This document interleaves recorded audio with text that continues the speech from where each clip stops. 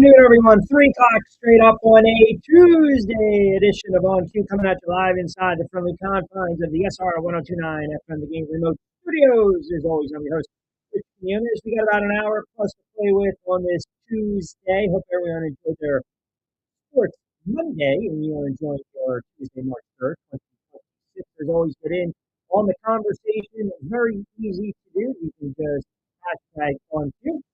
And as I mentioned, get social with us, which you typically always seem to do on various platforms, at Rich on Q on X, on X as well, on IG, at Rich Q on Q, and of course, TikTok Rich Q on the mic. Busy shows. I mentioned Lloyd Vance in about 20 or so, 30 minutes. Jonathan Marshall on the NBA in the 4 o'clock hour. A little mixed bag today, kind of piggybacking over what we talked about yesterday. I know the big news that came down in the sports world, I mean, in baseball, really was the suspension by MLB with the DH from the Atlanta Braves, Erickson Profar. He is facing a 162-game suspension after testing positive for performance enhancement drugs for the second time in the past year. We will get into that. NFL, listen, we know with the draft combine, and we know the draft is right around the corner. We are definitely going to bang out the NFL. How about this? Not only are the Jets tagging Breece Hall, right? That's with multiple sources, but the defending Super Bowl champion Seattle Seahawks and the reigning Super Bowl MVP Kenneth Walker sent to come to. I gotta find out. I gotta look the last time something like this has actually happened in the NFL. They're not expected to tag Super Bowl MVP Kenneth Walker. So now he's poised to become an unrestricted free agent when the new league year opens. And the reason we wanted to fire off a little bit today, because again we've got some deadlines, if you will. So free agency begins on March 11th. Okay, the draft is set from April 23rd to the 25th. It's going to be in Pittsburgh. But you know, the day to watch is, like I said, in another week. So you're going to start to see right now a little bit of movement and buzz. You're going to, are we going to tag him? Are we not going to tag him? Are we going to allow him to walk? Are we not going to allow him to walk? And one of the reasons I wanted to come on today a little earlier because the franchise tag window closes at 4 p.m. Eastern time. So again, it is if you need a primer on how the franchise tag can be utilized, then it's pretty easy to kind of comprehend. But if you're just, if you're not really sure, if you're looking around and your team's starting to do that, you can kind of go over it, right? So basically, if I slap the tag, say the Jets slap the tag on Breece Hall. Breece Hall, the New York Jets have until July 15th to work out a multi-year extension. If no agreement then materializes, the player works on their one-year tender. We saw that a couple of years ago with other running backs, Saquon Barkley and Josh Jacobs. So sides can negotiate different amount, additional incentives after the deadline, but it's got to be within 1 year time frame. So the tag is always an interesting little caveat in the NFL. It always is. But the fact that Seattle is going to allow Kenneth Walker to, in essence, walk and hit free agency is very interesting. I mean, he was the catalyst behind that offensive line. Now, obviously, you have another back in there, Charbonnet. But Walker averaged 4.5 yards a carry, had a very good Super Bowl. Had a couple of long runs which pretty much locked up the MVP, where you could have gave it to multiple players, including some of the defensive players on the defensive side of the ball. But Walker is a very good back, and he's only 25 years old, and he's a durable back. Now, I know he missed a couple of games last year, but for the most part, you're talking about a guy that's averaging about 4.4 yards a carry. So they're going to allow him to test the market. And I already saw these tweets coming out, reports coming out. I don't even know if it's buzz coming out. The New York Football Giants need to steer clear. Okay? They need to steer clear of Walker. I don't need the Giants to go out and break the bank money that they don't have on a running back. I just don't. And I'll give you my thoughts on that as well. We'll get into a little NFC East news and notes. We'll kind of piggyback and carry over some of the quarterback conversations. The buzz also around the NFL Combine is that Derek Carr wanted to unofficially unretire. And remember now, contractually, he's still under the thumb of the New Orleans Saints. So if the Saints want to do something, if they want to trade him, they got to wait for him to officially unretire. So we'll get into the bridge quarterback today. A lot of NBA to dive into. Rich Paul, LeBron James. It looks like that marriage is ending with LeBron James and Luka in LA. We'll get to LeBron's comments that pretty much pissed off Byron Scott. And I'll tell you this, you kind of know why Byron Scott kind of got aggravated by these comments. I mean, let's just call it for what it is. This is a situation right now with LeBron James that it's a volatile situation. It really is, because I believe LeBron James' time with the Los Angeles Lakers is pretty much done. I really do. And I'll get into LeBron a little bit, kind of comparing the eras, kind of comparing the 80s to this era of the NBA and saying it's harder, it's more difficult. We'll get into that as well. But as I mentioned, you got the MLB, you got the news coming down today with the 162 game suspension. You got Walker being a free agent. You've got some rumblings now with the Giants maybe pursuing Walker. We'll go over their running back room. You got Derek Carr. Maybe he's coming back to the NFL. So a lot of just stuff going on right now. A lot of news and notes. And oh, by the way, opening day is right around the corner in baseball. Opening day is right around the corner in baseball. I think this is a big blow to the Atlanta Braves. You're talking about a 162 game ban. You're talking about a second PED violation. You're also talking about a team that's already lost a couple of starting pitchers to elbow injuries. Waldrep and Schellenbach, they lost them to elbow injuries. And you're talking about an Atlanta Braves team that kind of faded in the NL East. They finished 76 and 86. And what's interesting is 2025, think about how that season started. Same player, 80-game suspension on March 31st for HCG. I mean, think about that now. Now 242. And he was signed to a 3-year deal, $42 million contract in January. He had a career year with the Padres. His suspension came following the 4th game of the season. And then if you look at his numbers, he's a pretty big piece, a cog in that offensive wheel. So now Atlanta's got some holes.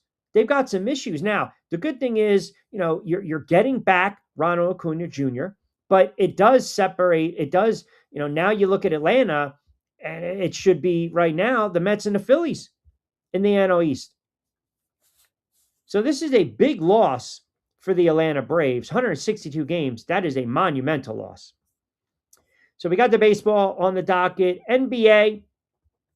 If you guys have been following the association, Jonathan Marshall on the 4:00 hour, I'll tell you this with the NBA. I've been kind of going back and forth here as we get into the stretch run, about 15, 20 games left in the season. Remarkable year by the Boston Celtics, not having Tatum. Just unbelievable. Have you looked to kind of see what the Boston Celtics are doing right now? Detroit has won 3 straight. They're 45 and 14. The Knicks are right there with 39 wins. Cleveland is right there. And then we talked about that top-heavy Western Conference with OKC, San Antonio. A dark horse team I will speak to Jonathan about is the Houston Rockets. But again, that's in the 4:00 hour. Lloyd Vance going to join us in about 15 to 20 minutes on the NFL. We'll kind of go around the NFL with him. I'll throw it out to you as well. Yesterday, we talked a little bit about the Raiders holding that number 1 draft pick and the sentiment, the thought that the Raiders might trade that pick. And the Jets have a lot of draft capital. We were kind of running through the pros and cons of that, right? If the Jets can back up the truck to make a move for Mendoza, if the Raiders were going to entertain trading that number 1 overall draft pick. So we'll dive into that as well. Keep it locked in. We're just cranking it up. 15 past the 3:00 hour on a Tuesday edition of On Cue. We're powered by our good friends over at Pliable. Play It Again Sports. Fresh roasted coffee, now 20% off. Use the promo code ONCUE. 20. That'll get you involved. That'll also help you with saving as well. All right, we'll take you to about 4:30 today. Lloyd Vance in about 15:20. Quick timeout. Keep it locked in right here on SR 1029 FM The Game, Coastal Sports Digital Network, part of the Odyssey app.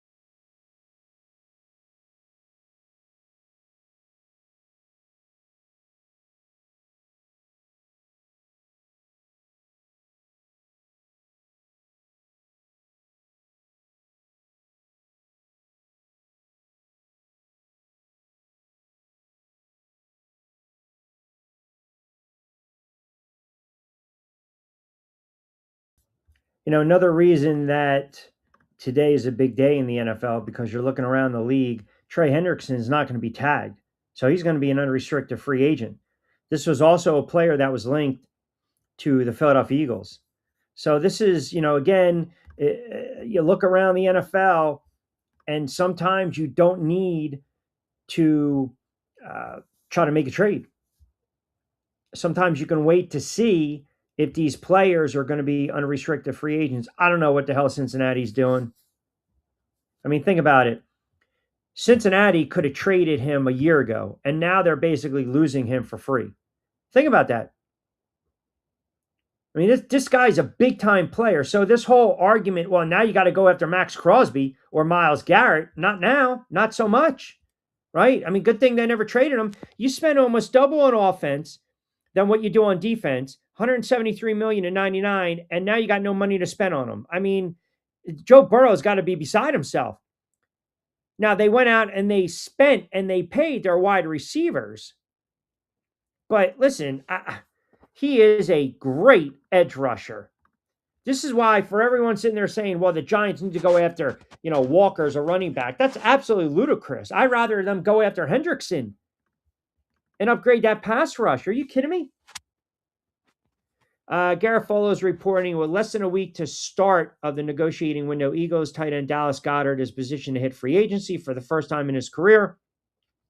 Sources say the team has expressed interest in re-signing him, and the sides will continue to talk in the coming days.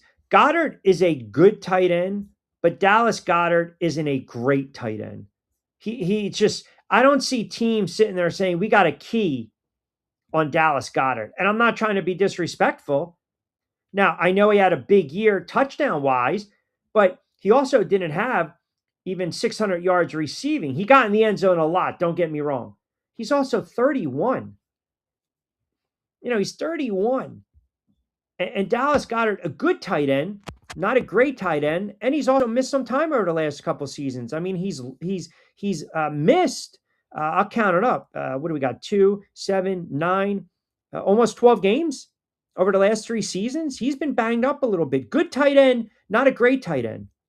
Not a great tight end. So he'll take advantage of the opportunity before he hits free agency. But he found the end zone a lot. But we know where that offense was kind of predicated around.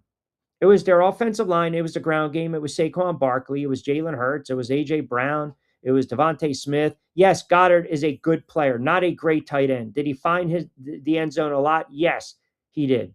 Yes, he did. He did. All right, let me rip through some of the comments early on. What do we got there? Raider Jack in Delaware chiming in. Q, I know you talked a little bit about this the other day. There's absolutely no way that the Las Vegas Raiders, my Raiders, are going to trade that number 1 draft pick. Not happening. We threw it out there yesterday. We threw it out there. Like, I can't sit there and tell you that I don't know if Fernando Mendoza is going to be an all world, all pro quarterback. It's, we can't say that because ultimately, when it's all said and done, I got to see what you're doing on a Sunday, right? I got to see it. I have to see it on a Sunday. We saw what this kid can do on a Saturday. Now we got to see what they're going to do on a Sunday. Colts are issuing the transition tag to quarterback Daniel Jones. It'll be around 38. Wow. So it's the first time since 1996 when the Falcons transition tagged Jeff George that this was used on a quarterback. If Jones reaches a deal with another team, Indy can match. Man, 38. I mean, look, we know what the Giants signed him for 160. But I got to be honest. No, man. I'm not. I don't know. I just can't trust Daniel Jones. He's just too injury prone. Great start, 8-2 with the Colts, ripping off some wins. He's just too injury prone. But this is what these quarterbacks are making. And it really is absolutely just crazy to think when you look at the quarterback position in the NFL and what these guys are making. Just absolutely crazy. All right, 316. Don't forget, we're powered by our good friends over at Get Ready with Tea. Fresh roasted coffee, 20% off your purchase, your first purchase on Q20. Three Brooks Bourbon, Pliable. Played against Sports, 2 locations, one in Deptford and one in Mount Laurel as well. 17 past 3 o'clock hour. Lloyd Vance in a couple minutes on the NFL. Tag deadline is 4 p.m. Eastern time. Jonathan Marshall on the NBA as well. And we'll touch on what's going on through about 60-something odd games. And I'll also give you my thoughts on this feud between Byron Scott and LeBron James. Quickie timeout. We'll come back on the other side.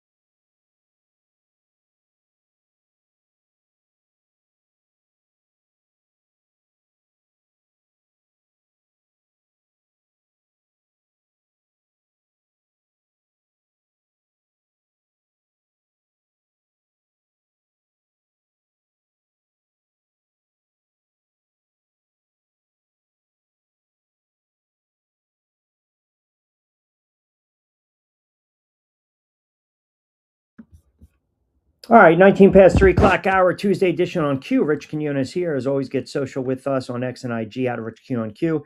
Like, comment, subscribe to the channel. Appreciate the support. We're also on Kicks, Rumble, Millions, LinkedIn, the YouTube channel, SR 1029 FM, The Game, part of the Coastal Sports Digital Network.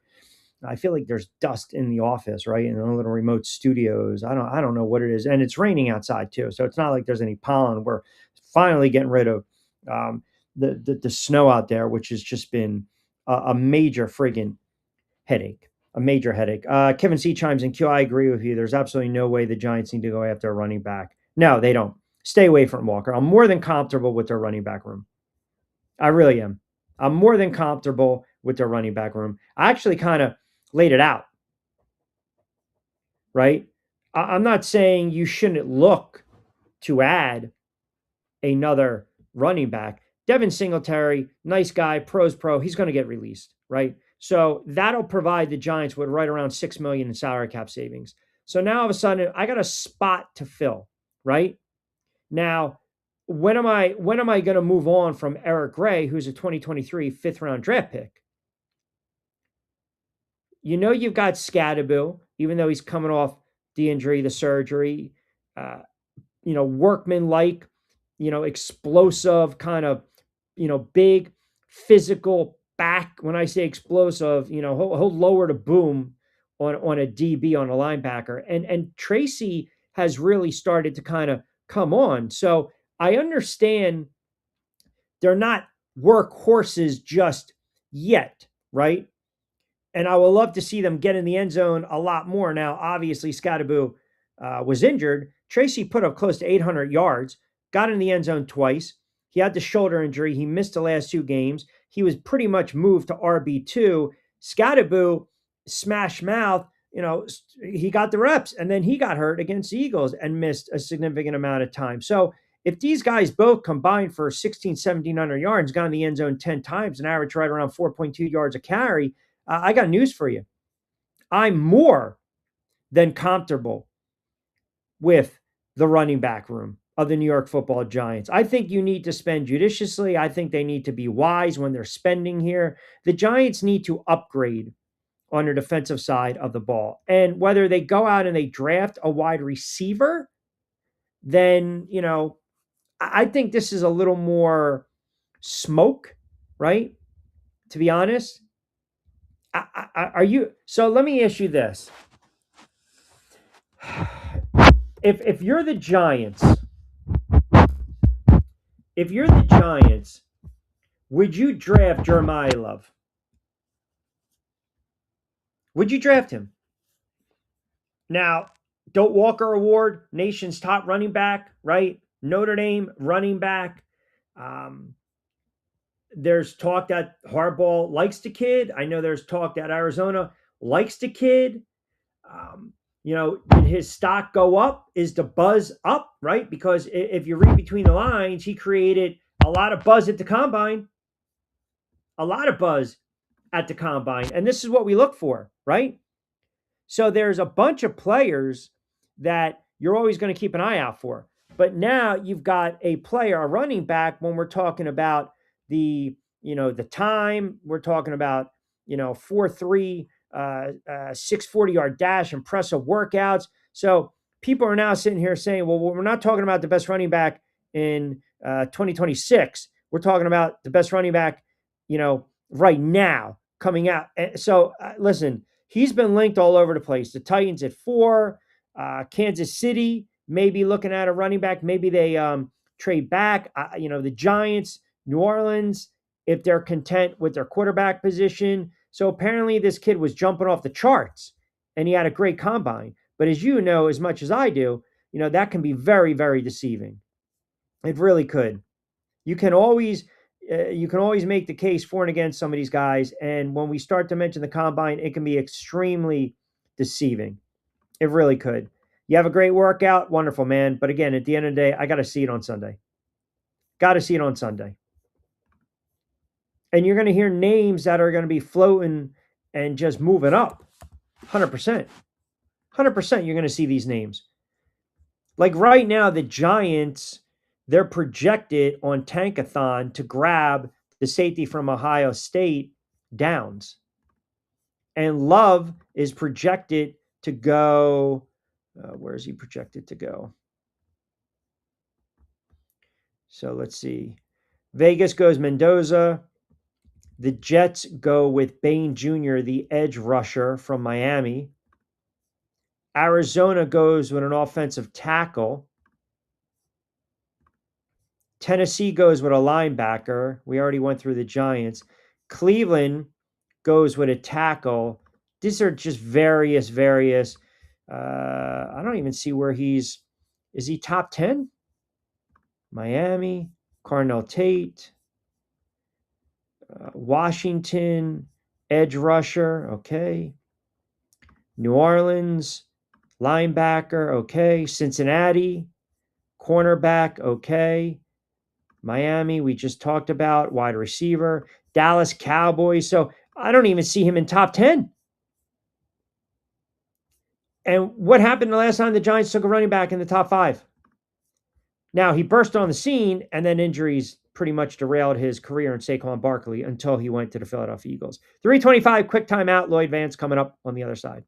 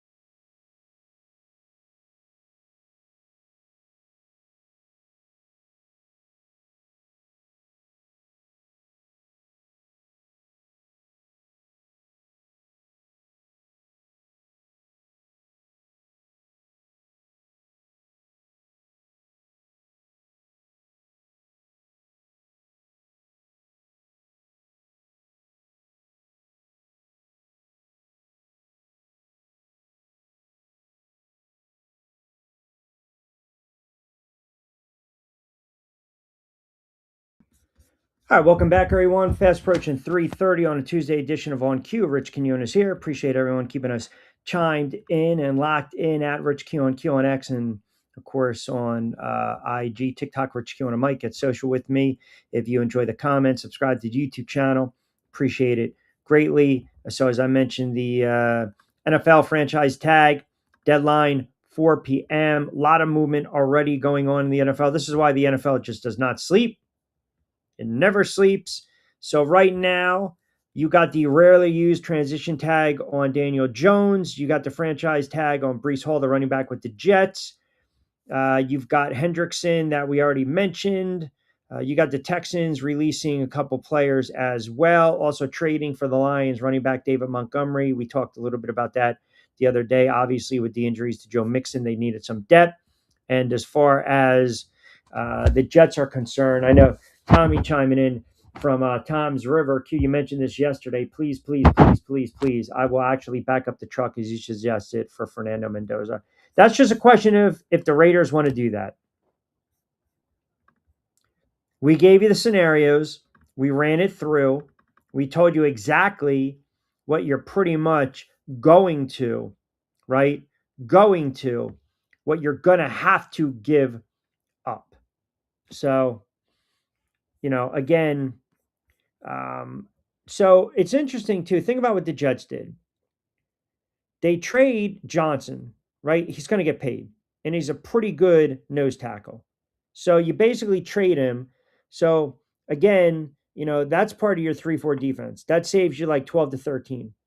Then franchise Breece Hall for close to what they would have saved in the trades. So, if a team offers Breece a contract and he accepts and the Jets decline, you got to give up 2 first-round picks. So, it's just, I think what you're seeing, the GM, Darren Muji, is trying to figure out what's going to work and figure out that I have to keep building, saving money, building, fixing the defense, and giving Aaron Glenn the right tools. Because I think they want Aaron Glenn to succeed in New York. I believe that. I believe that they want to have him succeed, right? I mean, you don't want to have to keep hiring and firing head coaches. That's asinine.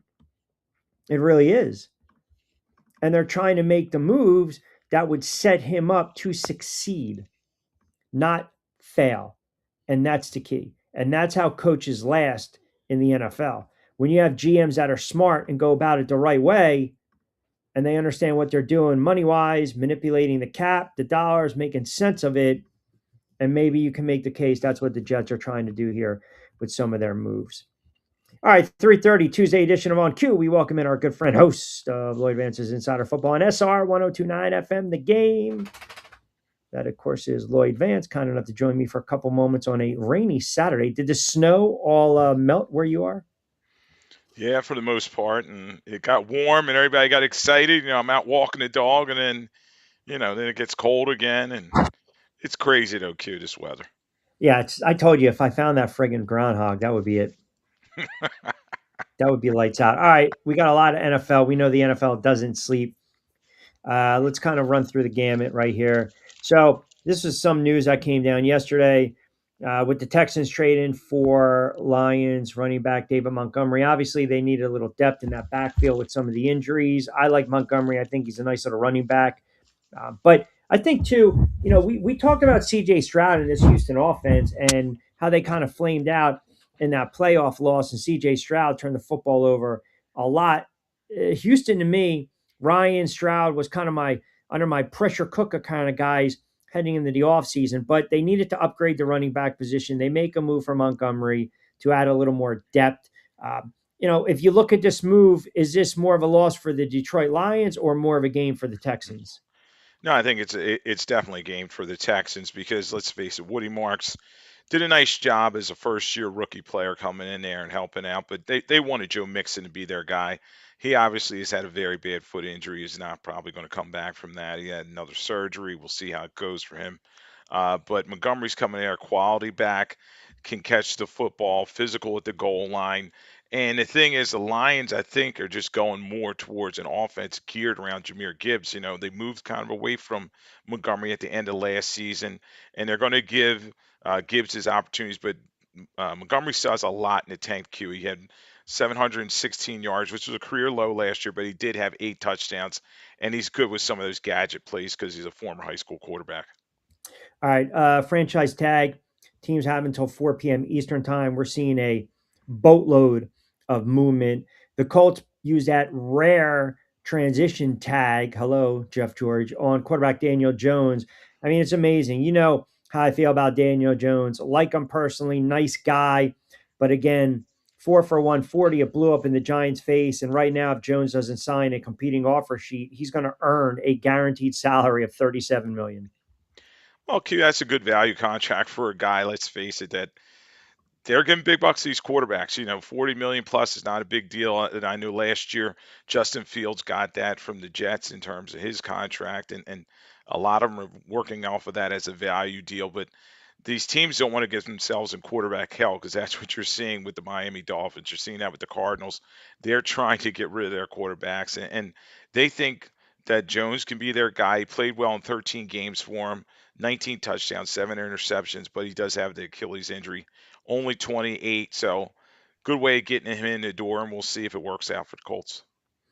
Yeah, listen, it's just like you said, it's the going rate, and I guess I have to kind of move past that, right? But some of these guys are not.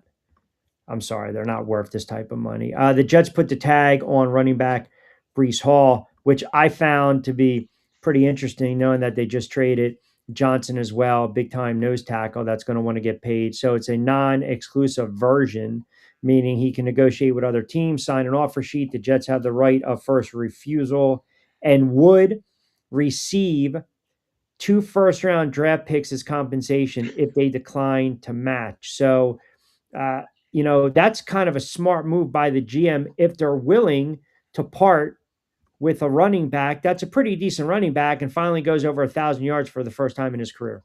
Yeah, Darren Mouchie's there as the GM position, and he's trying to position the Jets to go forward into the future. Q. We know they have not been to the playoffs, since 2010. It's been a long time. And Brees Hall was a building piece. I know of his 10,065 yards, some of them may have been at garbage time.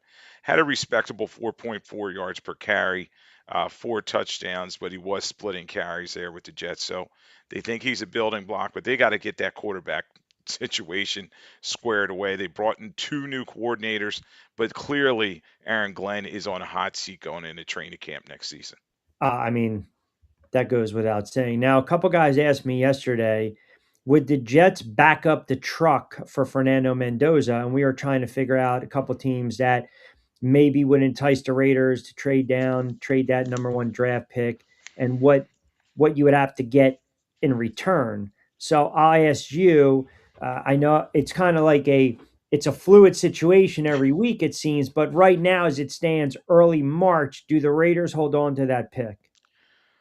Right now, Q, I would say yes. If it was a more quarterback rich class, I would say maybe they go in another direction. But um, the Jets are only in the second spot. So, yeah, maybe they could entice them to trade them up. It may not take a lot.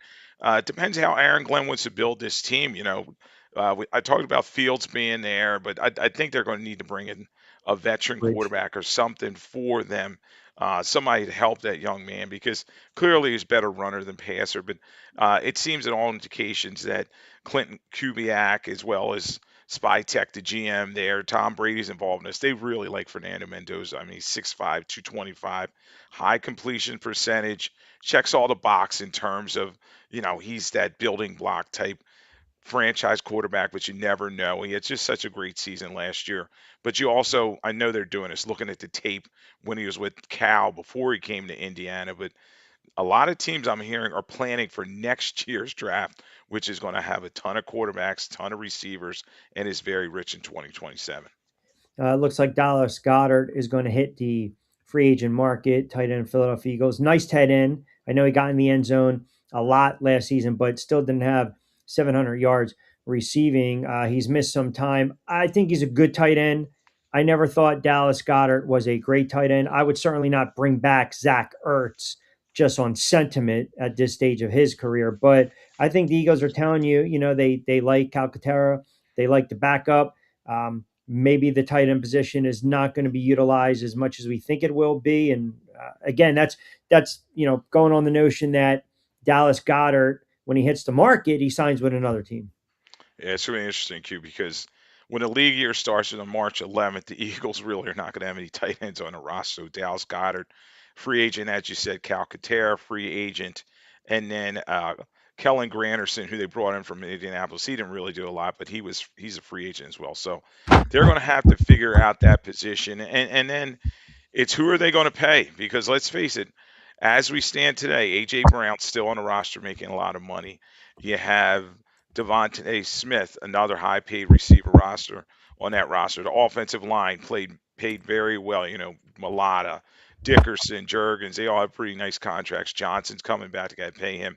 They gave Saquon that extension last year. Is paying him the highest of any running back, 20 million per season, and then you also have Jalen Hurts making over $50 million per. So they have to make some tough decisions, and they're going to try to bring some of these defensive guys back and extend some of these young guys like Jalen Carter. But yeah, Goddard's got to be one of those guys that they let go, and they're going to go into the draft and maybe value free agency and go from there. They also have Wilson on their roster, very big receiver. Maybe they convert him into a tight end. Well, I was curious because I know we were talking a little bit. Would they trade for Max Crosby? And now the sentiment is, well, um, how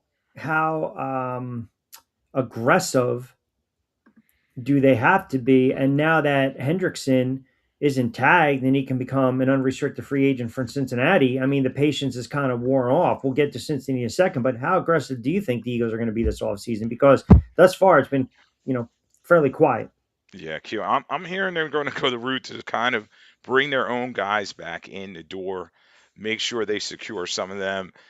They've earmarked Jalen Phillips, the guy that they traded for from the Miami Yeah. Dolphins. I know he didn't get a lot of sacks, but he got a lot of pressures. Fits Fangio's system. They're probably working to get him back in the door. Uh, I think Nakobe Dean may be one of those odd men guys out, like that. He may be hitting the market in terms of free agency. They're also looking to bring back Reed Blankenship. He could be more of a value deal. But as I was saying, they have these young guys coming up that are going to need these new contracts. Cooper DeJean, Hugh Mitchell. Uh, Carter and Davis seem to be the ones that need to get done first, but a lot of decisions for the Eagles. But I think it's internal. Yeah. So Trey Hendrickson, I mentioned right now, Cincinnati had an opportunity to trade him last season. They didn't, right? And we talked a Right. little bit about that, the controversy, Joe Burrow with his comments, maybe just a little banged up, the love of the game, missing the love of the game. Here we go. They're not going to franchise tag him. So basically now he's an unrestricted free agent. So he had an opportunity to get value back, and now you're going to let him walk. And I understand he had a down year. I totally understand that. But I mean, I'm looking around saying, well, the patience was, I guess the patience paid off because now you can go after this guy. Yeah, he's happy. He's gotten out of Cincinnati. You remember guys like Carson Palmer when he got out of there and he got his opportunity to see what was out there in the league, and he's going to get his chance. So Hendrickson gets away from them, and he's going to have a lot of suitors. You got the Ravens, you got the Bills, you got the Niners, you got the Chargers who are stepping away from Mac, and the Cowboys. I don't know how they're going to do it, but they're talking about maybe going after him too. So when I made my list of potential free agents, he was very high, especially now you've had Pickens off the table and Daniel Jones too. Uh, would your top free agent right now be Kenneth Walker, Super Bowl MVP of Seattle? He's not tagged, and he's available. Which I said before, Giant fans clamoring to me. I'm like, no, no, no, no, no, no, no, no, no, no, no. Just leave it alone. Like I'm a little surprised that they're going to let him walk and test the market. Yeah, Kenneth Walker. Yeah, especially with Charbonnet being injured the way he is, you wonder when he's going to be able to come back, and how Walker's going to fit in this situation. And he played so well in the Super Bowl for him. He's a great fit for him. Last year he had a 10.27 rushing yards, 4.6 yards per carry. Obviously, 5 touchdowns, a little down because he got vultured a lot at the goal line. But in the Super Bowl, he's spectacular, blocking, catching, and running the football with 27 rushes, 135. No touchdowns, but he did move the chains with 7 first downs and got the MVP. But everybody's working off of that Saquon Barkley deal that the Eagles gave him, being 2 years, $41.2 million.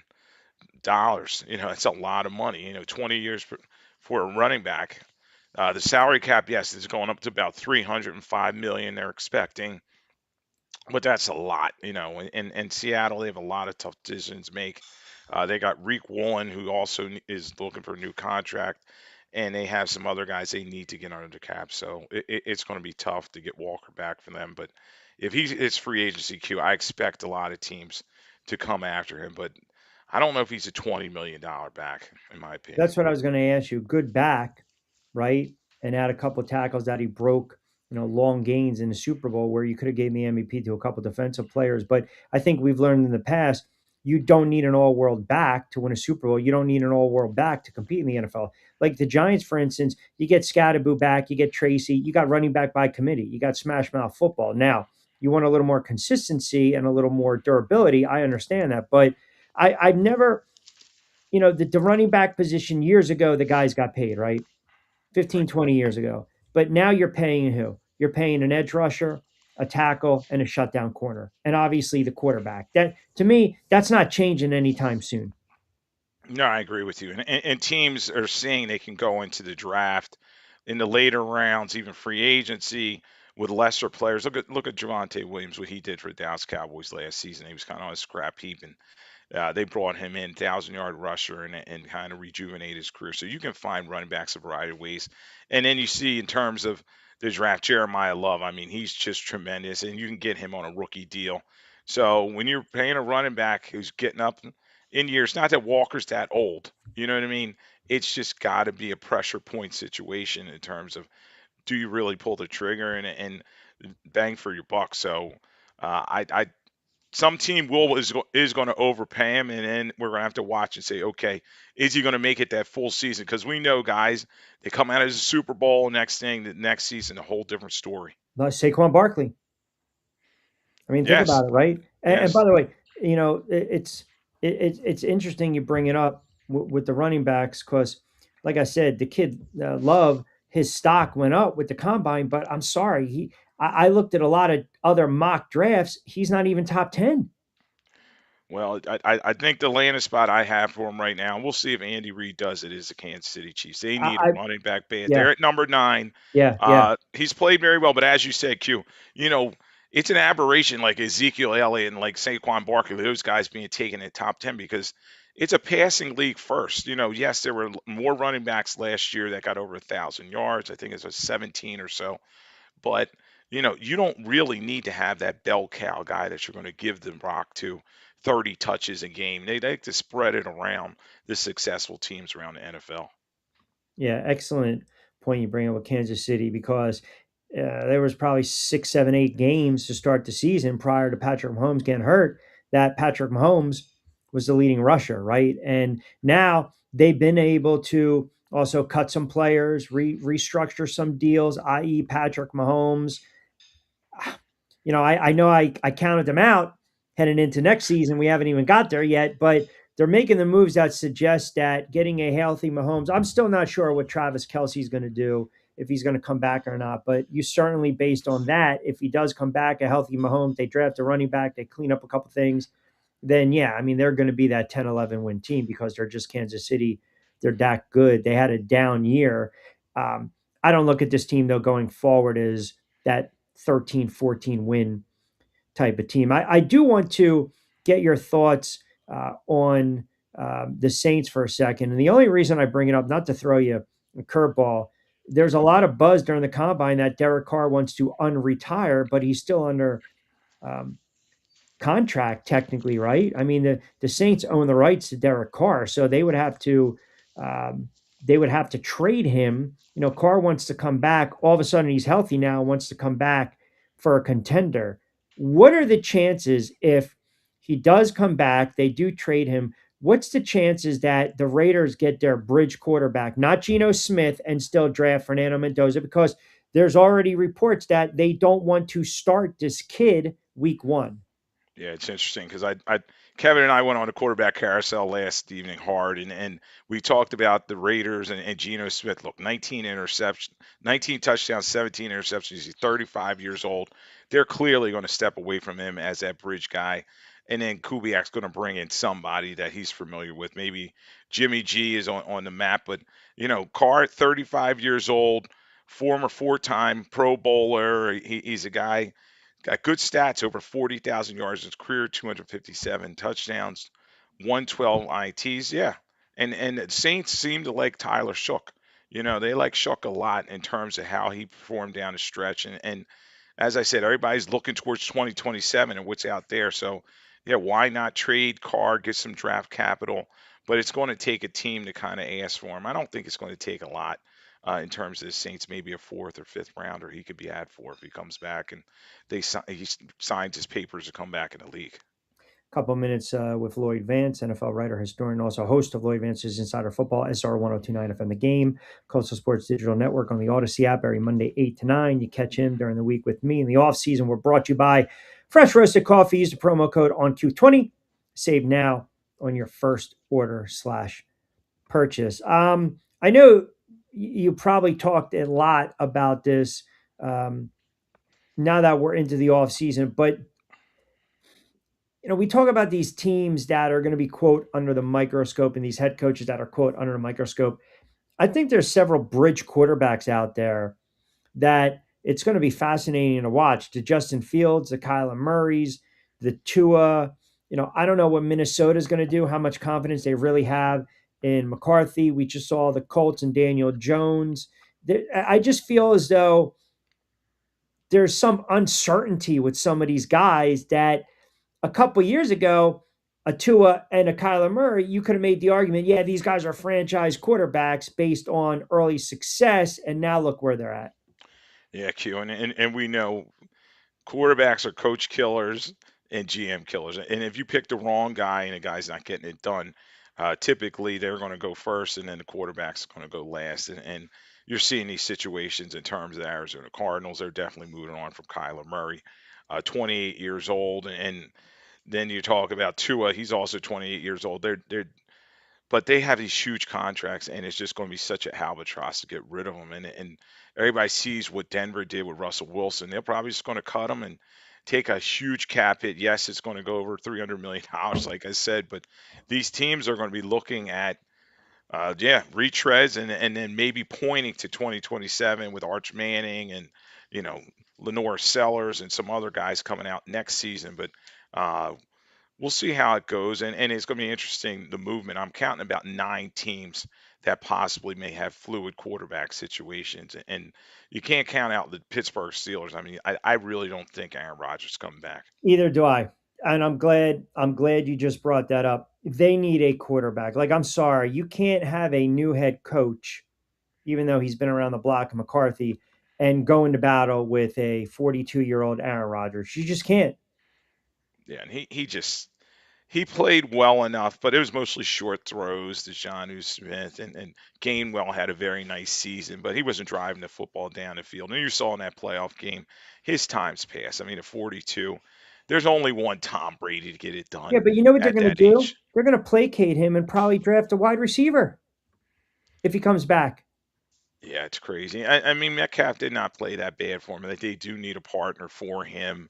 Uh, Skoranek and the rest of that group behind him, we just were not getting it done. But yeah, the Steelers, they're trying to do that old school run first mentality. It's just not the way, and they got to get a new quarterback, and it doesn't matter who they bring in at receiver, whether it's a draft or in free agency. I want to circle back before I let you get out of here to the Eagles. There was a report that Sirianni basically had carte blanche in hiring who he wanted, and obviously hiring Sean Mannion to offensive coordinator position because he had carte blanche and he had the support of Jeffrey Lurie and Howie Roseman.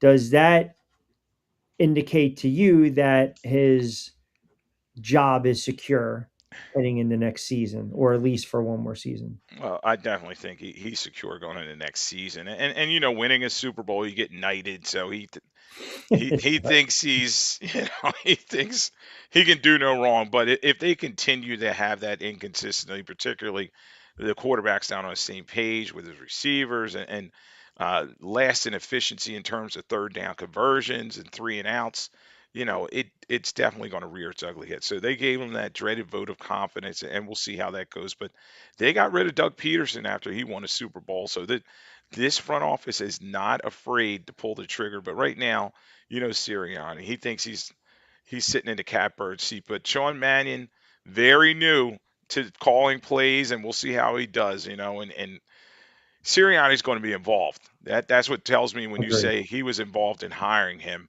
He's going to be involved in with play calling with Mannion, and we'll see how this new offensive line coach Chris Cooper kind of figures in this situation here. So very fluid. The Eagles, as I said, a lot of moving parts with free agents and the coaching staff. We're going to see. This is a big off season for them. Do you have any more wrestling duties this weekend?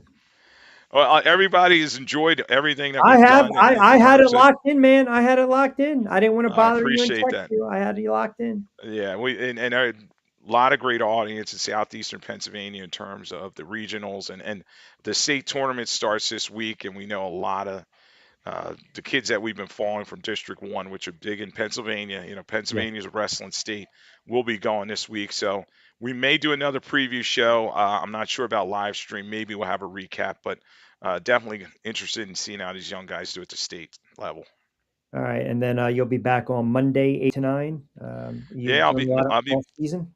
more off season. The underwear Olympics, the combine are over, and No, we'll be talking free agency. And I was kind of glad you didn't ask me. Oh, the risers and fallers from the combine. I'm It's just not. like I it's too much. You know what I yeah, mean? I Like can't. you I gotta can't. wait and see, let it all play out. But we know pretty much who's going to be the top 40 so players and where they're going to land. But yeah, we'll talk more about the draft and free Yeah, agency and, of and just course. set the table as we move forward to Pittsburgh.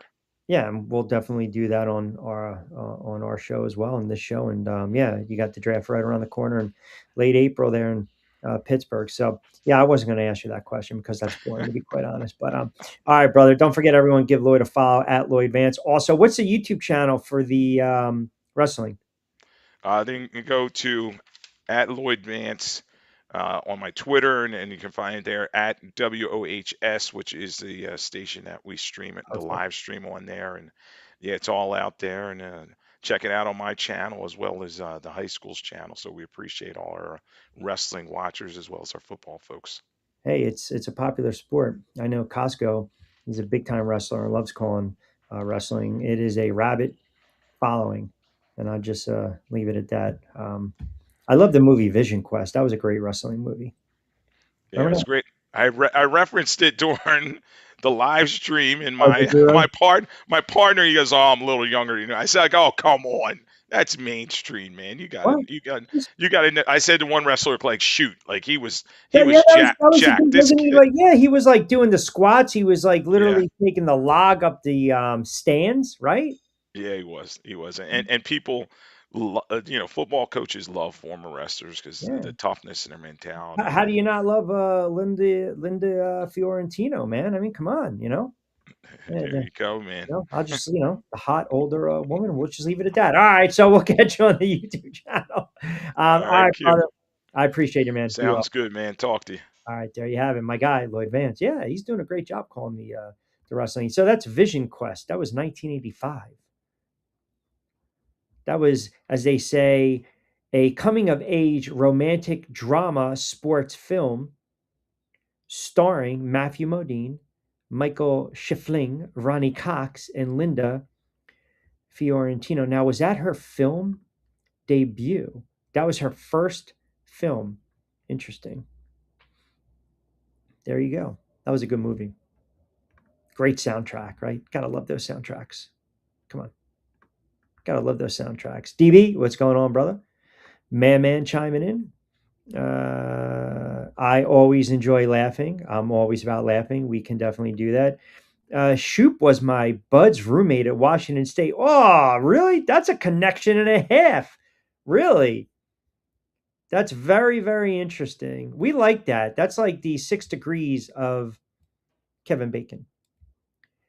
Let me see. Brian Shoot was hit in real life. Frank Jasper. What do we got here? How about this? This month is the 40th anniversary of the classic amateur wrestling movie Vision Quest. I gotta pull up his IG. Was Frank Jasper a real wrestler? Yeah, freshman year. There you go. Frank Jasper. Oh, that's a nice little side note for that one. That's a true. Okay, there we go. True story. I like that. Okay. This prick last week asked me to christen his kid. He has 7,000. Oh man. The all the AI stuff now, when they do some of the scenes from like Goodfellas or The Godfather or Scarface, it's like too much. What's going on, Coach?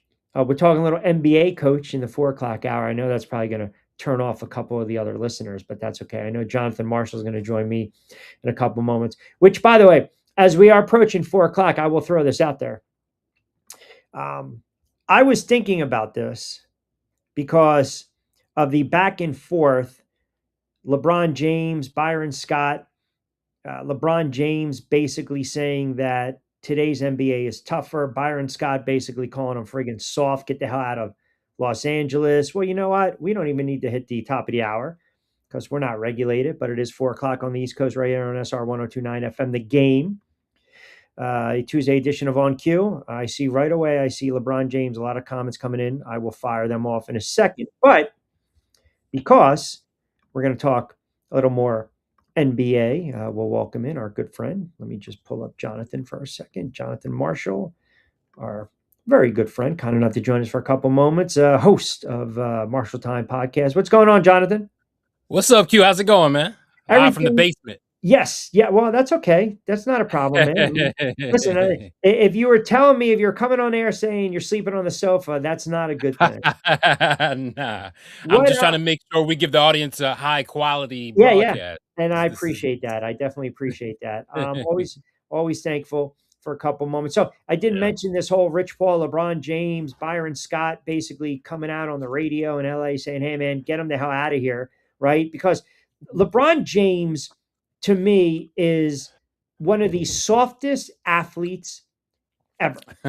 And I was excited when we were going to get you on for a couple moments because I mentioned this the other day. So when you look at the 80s and you talk about the NBA, and we know it's a totally different era, but you're going to tell me that guys like Lambeer, Oakley, Malone, Mahorn, Kermit Washington, McHale, Jordan, Rodman, right? Parrish, Bird. I mean, come on, man. That was all hard fouls, all intensity, physical defense. Forget about rim protection. Guys were being bounced all over the floor. And then for LeBron to basically say, man, it's kind of a grind to get through an NBA season. And you get an old school guy like Byron Scott that's been around the block. And he's like, whoa. Absolutely not. And then Rich Paul's got to come out and make his comments. To me, it just kind of speaks to how soft today's NBA player is and how soft LeBron James is. Yeah, I think, it's two parts to it, right? You have the physical softness, but then there's a mental softness too that I think you need to speak to as well, right? Like certain things that we've seen in the past that when it comes to comparisons to MJ and Kobe, right? I think LeBron lacks in a lot of cases when it comes to that mental approach, caring what people think, shying away from certain things, right? With a killer instinct on the floor, doesn't have it. And that's what we're talking about, right? And so it's no confusion that today's game is not as physical when it comes to just the tenacity of the defense, like the Jordan rules, with the bad boys against the Bulls. That was a thing, right? And these are things that those guys that you mentioned, that was just a part of the game, right? Yeah, And yeah. so now you take that mentality and put it into today's player, LeBron included, right? You have to wonder when we compare these eras, could they?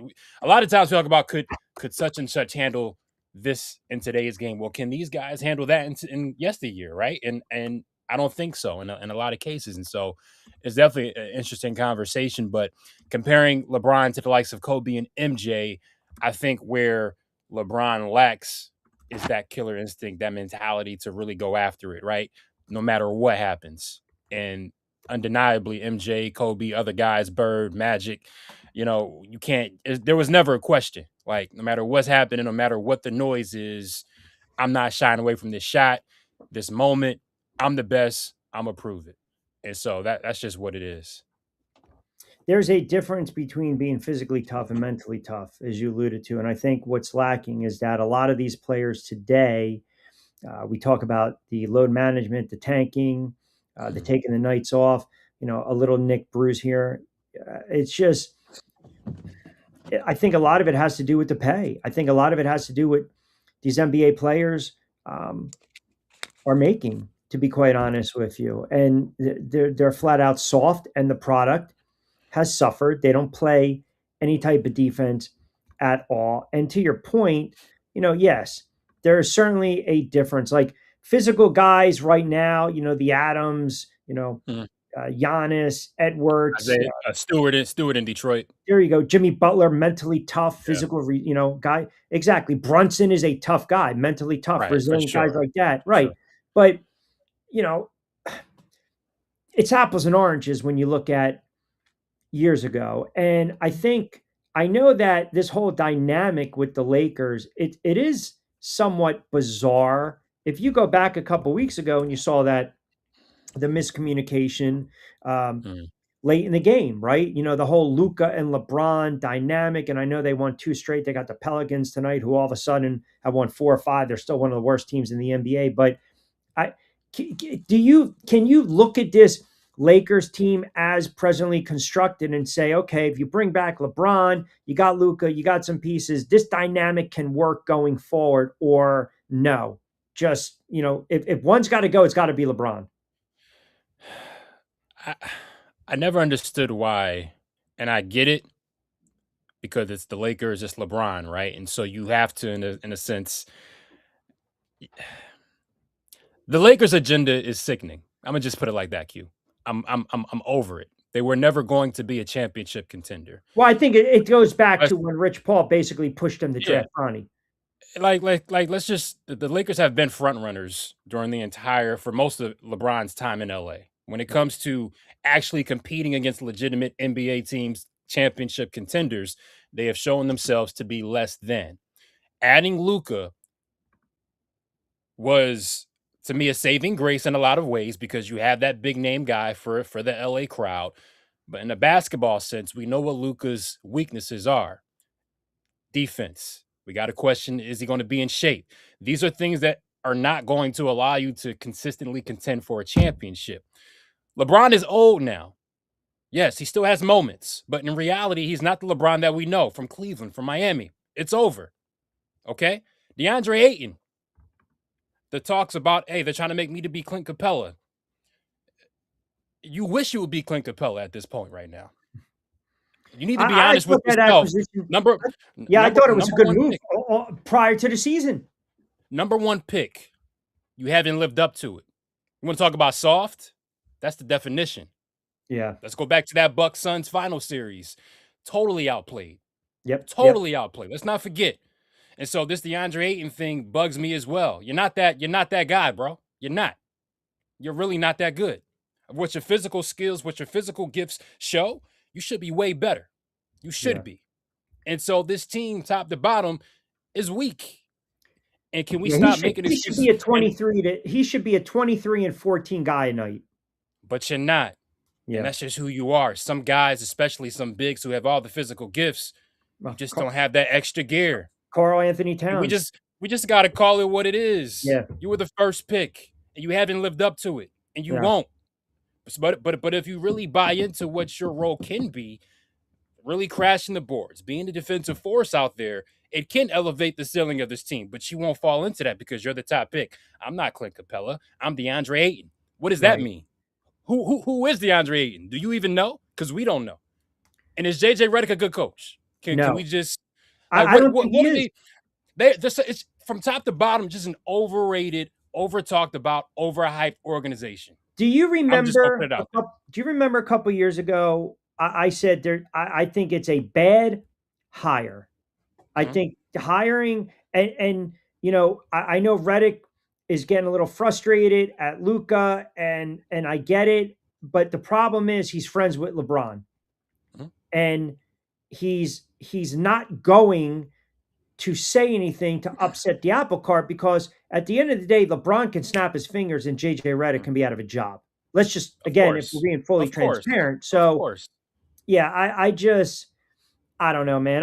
I It's not I a good just, roster, Q. It's not a good no, roster. I know, JJ and Redick, I yeah. just think they're immature. I think they're immature. I think they tried to piece it together. They tried to put a band-aid on a gunshot wound, and they're not going to be competitive.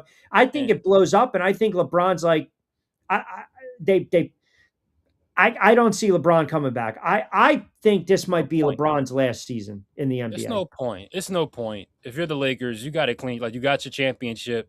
It's not going to get any better than that. It's not. You're not going Right. back to the championship because the Thunder are not going anywhere. The Spurs are not going anywhere. You're not better than the Timberwolves. You're not better than Denver. What are we doing? What are we doing? And so with JJ Redick, we knew the questions coming into it. We knew what that was all about. You're friends with LeBron. That's why you're in this position. No 100%. experience whatsoever in the NBA. None.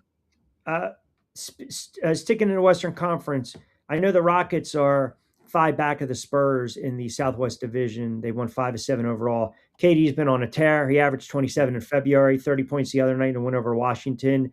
I think this team could be a dark horse team to make a run, not because of KD and their offense, but because of their defense. Yeah, Ime Udoka, that's his calling card. We knew when he was in Boston, that was what that team prided themselves in, right? Was defensively. I think for Houston, the one question mark is that point guard spot, right? Like, can you get consistent play from that peak that point guard position? Because at the end of the day, I know it's this whole positionless conversation. That's the wave of the NBA right now, but you still need an orchestrator of that offense, that half court situation, getting guys in the right spots, making sure guys are where they need to be. Does Houston have that on a consistent basis? Reece Shepard has shown some flashes. I know Asar Thompson's a great talent, but who can be that consistent piece as far as orchestrating the offense? Kevin Durant is going to make tough shots. Sengun is a great post player, but at the end of the day, who's going to be that guy when it comes to getting things in order, getting things together? I still think there's value in that, and you need that in a sense. Most impressive thing I believe this season has not been the play of the Detroit Pistons. I think it's been the play of the Boston Celtics without Tatum. Bingo. It's funny talking about head coaches, right? I remember covering the Celtics. There were question marks about Missoula. You just took over a great roster. Udoka just brought this team to the finals. What are you doing that's special, right? You win the championship. Okay, now we're paying attention. Now we don't have Tatum. We lose Drew Holiday. Porzingis isn't there. Al Horford. This is like, honestly, a whole new situation that Boston is, locking in on now. And He's got to be I coach of mean, the year, right? Because of why? He would be my pick. And I know the Spurs, what they've done, that turnaround, Detroit, that turnaround. But I mean, but you're talking player personnel though, and now with the that's what we're Celtics, saying. you got to subtract, right? It's a lot You of got to people you're subtract, like, subtracting. and let's be honest. Look what they did. The Celtics' defensive rebounding, that was a weakness. Mhm. Now it's a strength. Yeah, yeah. And you got to speak to Jaylen Brown being an MVP candidate. 100%. Derek White is a legitimate player. Peyton Pritchard is showing the world, like, yeah, I was on a roster with a lot of guys, and now I can finally fully show what I really can do with more opportunity, with more shots. Neemias Queta, I remember watching him before games would just work out, just work on his skill sets um, before the game start, not knowing if he'd ever get his opportunity. But now he's shining now, right? Guys like Baylor Shireman, Hugo Gonzalez, just these guys stepping up. Jordan Walsh, guys that the casual fan may not know about, but these are guys that have slowly developed and come into their own. And Missoula's done a great job, man. Like they're dangerous because Jaylen Brown, White, and Pritchard have been there before. They've Yeah. gone through those battles and they've reached the top of the league. They're champions, and so they have that experience. Obviously, you lose a player like Tatum, and you're playing as a whole, as a unit, as well as Mhm. they are. But then conversely, there will be the sentiment that say, well, what about JB Bickerstaff? And look at the job that he's done with Detroit. This is a team a Mhm. couple of years ago that was winning 14, 15, 16, 17 games. You mentioned Brown being an MVP candidate. Well, then I can also counter that by saying that clearly Cade Cunningham is in the MVP conversation with Yeah. Detroit in the job that their staff, JB, has done. Now, if you look at the odds, if we just take it Mhm. from that standpoint for a moment, right now, SGA is the leader in the clubhouse at minus 275. Cunningham's at plus 850 and Joker's at plus 475. So, what about, for those that are like, well, hold on a second, I'm a Pistons fan here. Let's give some flowers to Detroit. No, I mean Detroit deserves all the flowers, right? Because they haven't been a major. They've been bad for us for some time A now, long right? And time. so for them to have this turnaround, not only just turn around and be on top of the Eastern Conference, Cade Cunningham has really stepped into that superstar role for Detroit. Jalen Duren has improved immensely, and so Bickerstaff has done a great job allowing these guys to develop, but also find that confidence, and they have an identity. And a lot of teams in the league don't have an identity. And with Detroit, you know what it is. It's tough, physical. It's defensive basketball, and so that goes with a great coaching job from Bickerstaff. And so, I mean, honestly, to me, it's Cade or Jalen Brown. Those should be the top two, and Missoula and Bickerstaff. Mitch Johnson with the Spurs, what they've done. But to me, Detroit and Boston, that should be the conversation for MVP and Coach of the Year. Just on personnel, on the storyline, everything surrounding these two teams. I think they have all the boxes checked off. Yeah, two players probably you didn't think of during the preseason to be in a conversation No. for MVP. Before I let you get out of here, right now, give me a team or two that you're looking at them, and they've Mhm. got a pretty good standing in their conference, respectively. Could be the Knicks, could be Cleveland, could be Houston, could be Minnesota, could be the Spurs, and you're saying to yourself, "Man, you know what? This team's in trouble. I don't like what I see." Ooh, man. I mean, I'm all going those teams to had a little bit of run, but go ahead. yeah, I mean, I don't want to say it because it's sort of like it's an easy choice, but the Lakers. I don't I'm just not they're in the sixth spot in the Western Conference. They're Yeah, in the playoffs, but yeah, I don't they're only 2 games ahead of Phoenix in that play-in spot. That tells you all you need to know. With the team that many people had as like a championship contender with LeBron, with Luka, with Austin Reeves, and you're barely in front of Phoenix for the play-in.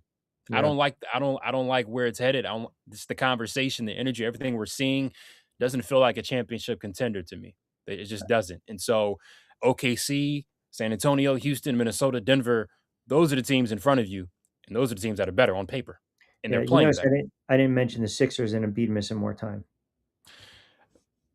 I didn't mention the Sixers because to me, Q, they're not even a They're factor. not Like they're not even they're not I'm even not run. I D don't buy I don't Not buy even into I run. didn't buy into the hype. I didn't buy into the hype. D I'm DB just brings like, up a what do you good point on the Knicks with the inconsistency. the Knicks are inconsistent, and we have our questions about Karl Anthony Towns, but compare it to the Lakers, I like the Knicks' chances better to make a conference finals run over the Lakers. I just don't see it with the Lakers. I don't see it. And the Uh, Sixers as well, like they're just not good enough, Q. no, they're not. Sometimes it's okay to say a team's just not good enough. And that's Next okay. weekend, we gotta start touching on March Madness. I'm ready. All right. I just, I got a by the way, team. I got a team I'm locked in on. I got a team that I like. all right. Not Duke, Arizona. Of Arizona. Arizona's tough. Look, let the record show for the past 3 years I've picked the winners right. UConn back to back, and I picked Florida last year. So I'm on a streak. Yeah, Arizona, you might be my pick this year. you're on a run. Man chimes in before I let you get out of here. John Marshall. Haven't seen him since Q held him hostage with the baby in What's the up, car. man? What's up? We made it. We're here. We survived.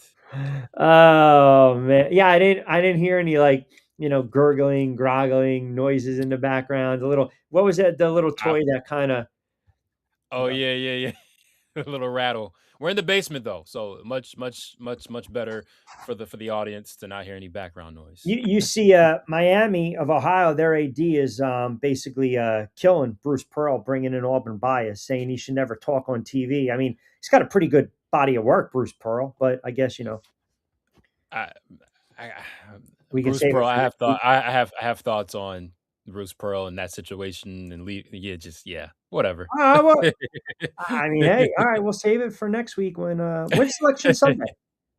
I think it's in a cut because conference tournaments are starting up within the next week, I Week or believe. so. But Yeah, all right, we got plenty I of think time. we're like 2 weeks away. Yeah. All right, that's good because you came on a little fired up today. Maybe it was a lack of daddy sleep. It was the Lakers, and the Lakers. They just annoy. It's just the whole conversation annoys me. It just annoys me, man. All right, when are you dropping another pod? March Madness coming up, so All I'm right. hoping within the next couple weeks. All right, perfect. And everyone can follow John to follow on social. Now, are you putting the pod on SR? Or are you putting it on X or other platforms as well? We're putting up mainly YouTube. YouTube for sure has been like the main base. All right. Yeah, I'm still toying around. I'm trying to reinvent things and dabble in some other ventures. So we'll see. Trying to make it much better. So we'll see. All right. Well, I enjoyed the picture of the little guy. Right, he's getting big. Yeah. He's good looking. Listen. Gotta get him ready. Yeah. Well, I mean that Giants jersey that'll be in the mail soon. Don't worry about it. There's some use for that Giants jersey with the baby. Trust me. There's a couple things we could use that for. Yeah, well, I appreciate that. All right, brother. We'll do it again next week, man. All right. Be well. There you have it. My guy, Jonathan Marshall. Man finally gives a little credit there. Get John on here more often. Only acceptable time for Q to discuss the NBA. That's utterly ridiculous, but I agree with that. All right, quick timeout. We'll come back. We'll close it out.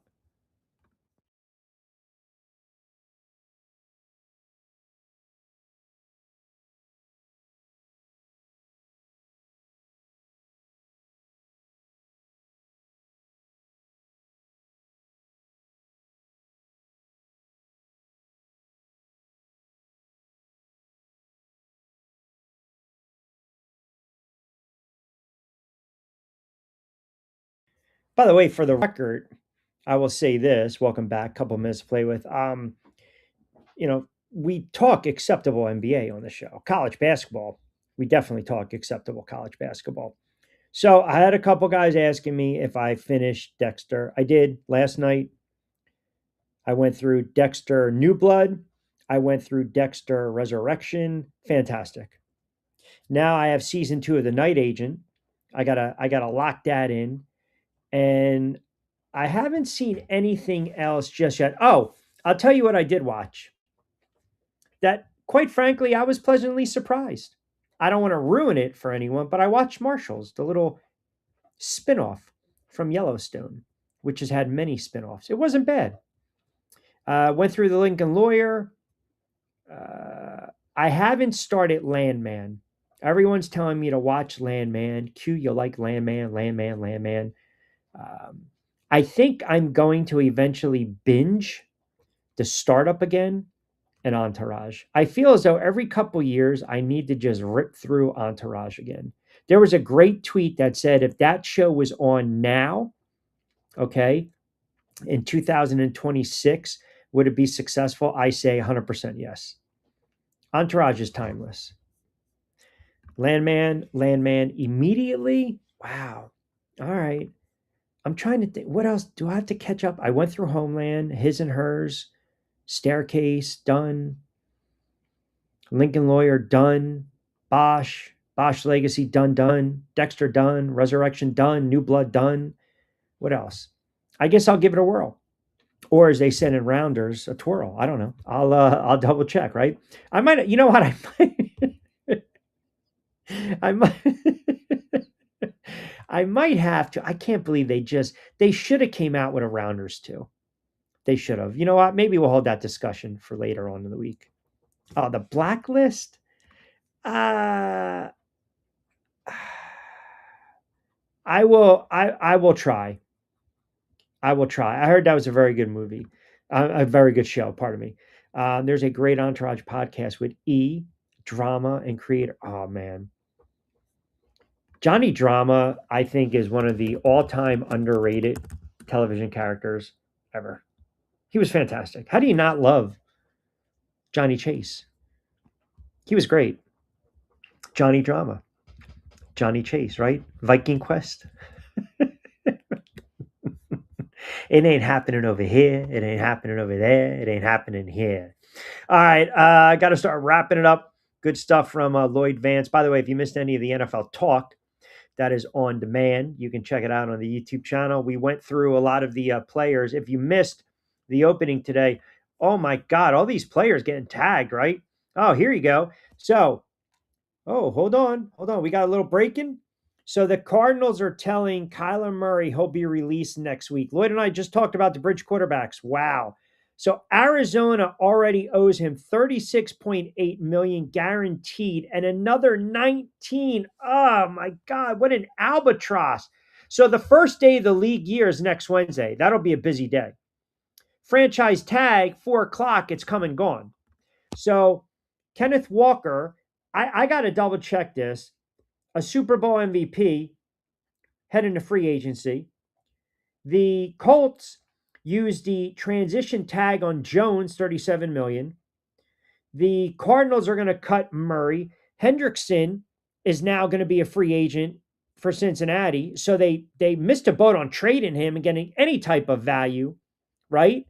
I mean, just unbelievable what's going on right now. This is why we started off with a lot of the NFL talk. The Henderson, to me, is unbelievable. It is, because he is a big-time player and a great defensive player. And this is one of the reasons Joe Burrow was so pissed off, because they're not spending on their defensive players. The problem is, if you're Joe Burrow, they spend a lot on wide receivers and you.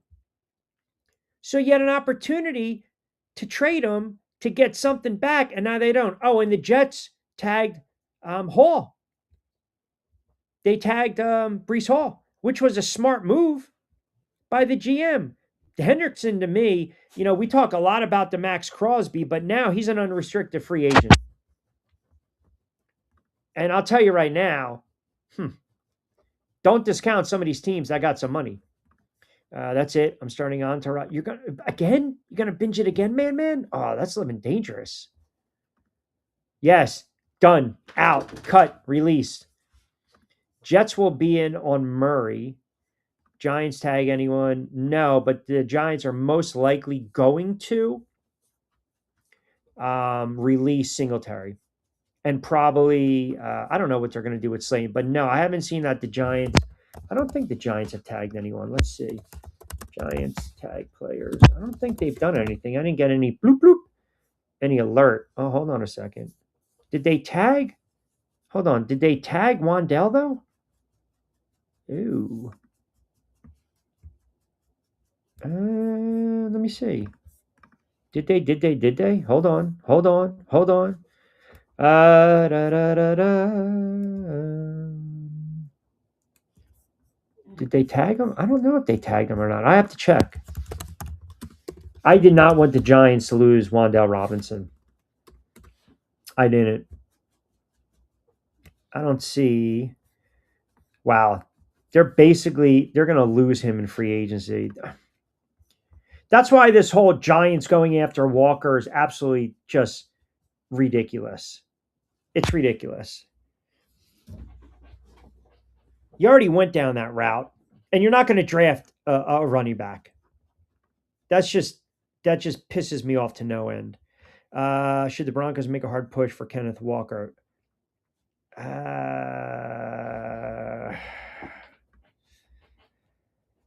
You're talking about a Super Bowl running back, I think became expendable because they've got some depth.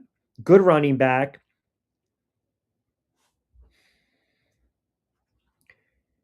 Kansas City doesn't draft a running back at 9. I can see Kansas City going after a running back because Kansas City, that's one of their pressing needs. Kansas City can't allow Patrick Mahomes, even if he wasn't coming off an injury, to be their leading rusher. They can't.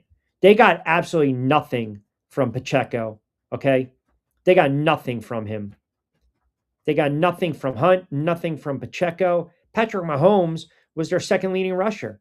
They got nothing from Smith, If I'm Denver, I'd have to look at what, we're talking about the numbers, the compensation. Dobbins is a good back, injury prone. Harvey's a decent back. They average about 4 yards a carry. I don't know. That's a good question. I just don't know. Slayton contract lost us Wandow. Yeah, it was a horrible contract for Darius Slayton. They don't have faith in their backs. Absolutely. However, I think Walker punched above his weight class in the playoffs. I tend to agree. The Giants should not go after Walker. They have Tracy and Scatterville. You're fine with that. That's a good running back room. Denver, it's up for debate. Kansas City, definitely. There are teams out there that will make a run for Kenneth Walker. Oh, yeah. But how much are you paying him? That's the thing. Like, that's the question, really. Kenneth Walker, he had a 4-year. I mean, think about it was a steal, rookie contract under 10. Now, is he a $15, $18 million a year running back? Kenneth Walker? Market value, PMV basically says 12 to 15. So we'll get into this a little more tomorrow. I'm seeing anywhere from 24 to 39, over, 3 years, which is 13. So we'll talk about it on Woosah Wednesday. Good stuff from Jonathan Marshall, Lloyd Vance. If you missed any of the NFL talk to start the show, it's up on the YouTube channel on demand. Don't forget, download the SR 1029 FM, the app, Coastal Sports Digital Network, SR 102. We're powered by our good friends over at Fresh Roasted Coffee, Three Brooks Bourbon. I'm glad you guys are getting the notifications on YouTube channel. Wink, wink. Back in the saddle on a Woosah Wednesday. Keep it locked in, everyone. Have a wonderful Sports Tuesday. Tomorrow, we'll take a look at some of these notable free agents. We'll also go through some of these teams, 5 or 6 teams' biggest needs heading into the offseason. Also, teams that weren't playoff teams that we think could surprise in 2026. We'll also do a little more of the NBA baseball talk as well. We got a busy show. And again, check out the notifications, subscribe to the YouTube channel for all the alerts to catch us and follow along. Good stuff from Lloyd Vance. Good stuff from Jonathan Marshall. Appreciate you guys always commenting. If you missed any of the show, it's on demand, as I mentioned, on my YouTube channel. Like, comment, and subscribe. You guys have a wonderful Sports Tuesday. We'll talk to you mañana on a Woosah Wednesday edition of On Cue. As always, be safe, be sound. Hasta luego, buen día.